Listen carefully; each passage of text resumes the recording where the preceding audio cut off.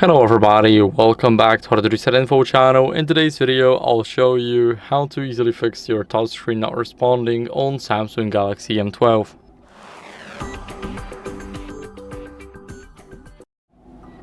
So first, what you guys want to do is remove the screen protector or case because it can cause the interference, and let me explain why.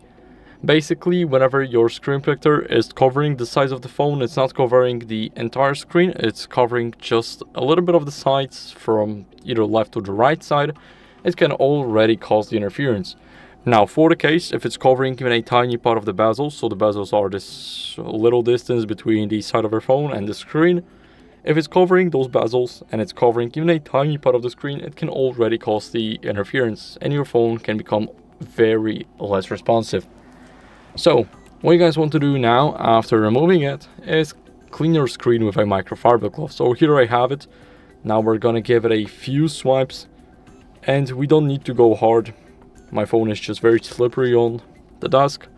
Now, after we clean our phone, what we can do is restart it. So, hold the power button only.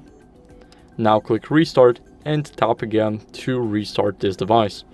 So, I'll see you guys once it's all restarted.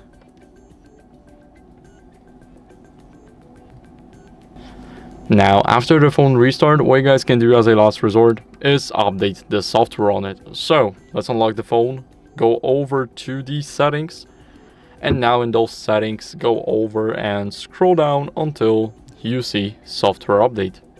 Now here, click on download and install, and it will check for updates automatically. As you guys can see, I have the latest version of my software, but if you don't, then I recommend you guys updating it. It's very important to keep up with the latest version, and that's it for the video. So I hope it was helpful. If it was, then leave a like, subscription, and a comment, and I'll see you in the next one. Bye.